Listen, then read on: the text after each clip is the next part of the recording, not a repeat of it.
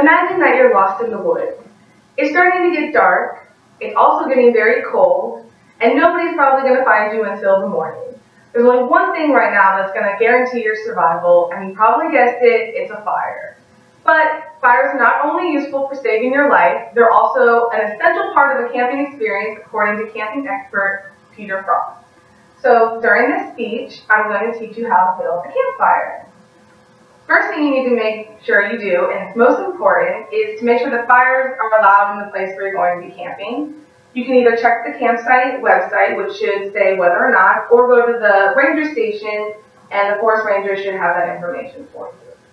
So once you get to your campsite, you can look and see if somebody's already built a fire there. And if they haven't, I can teach you in the next part of the speech how to do that.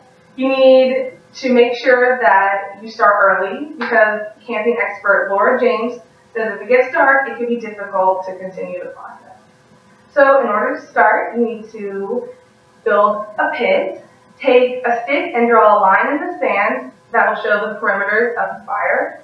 Dig a hole 6 to 8 inches deep and surround that hole with wood or rocks so that the fire can't spread.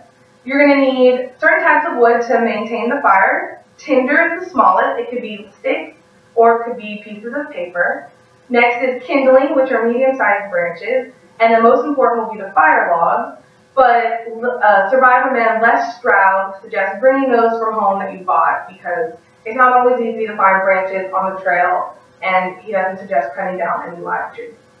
So now that you have all of your supplies, you're ready to get started.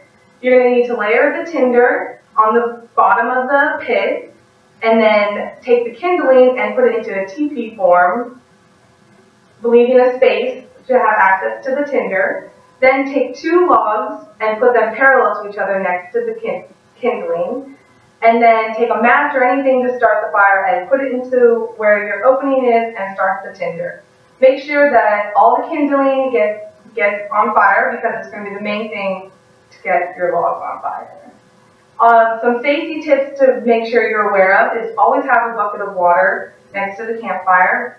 In order, if an accident happens or something catches on fire, you need something right away to put it out.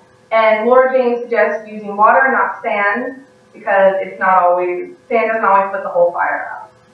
A campfire is not going to stay lit if you don't do anything the whole time. So make sure you have enough fire logs, because those are what's going to keep the fire going, because they burn the slowest. And if the fire does go out, you need to make sure the tinder is lit, because that's what's going to start everything. And as long as you have the warm tinders at the bottom, it should keep everything warm, which will light the kindling.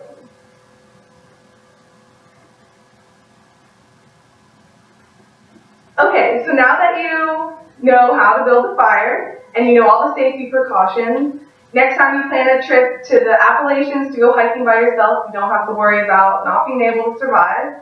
But even if you're not going on a crazy adventure, a fire is also great for roasting marshmallows, gathering your family. You can play lots of games, sing songs, and it's a great experience, as long as you remember to watch out for nature and not start any forest fires, because Smokey the Bear probably wouldn't be very happy with you. Thank you.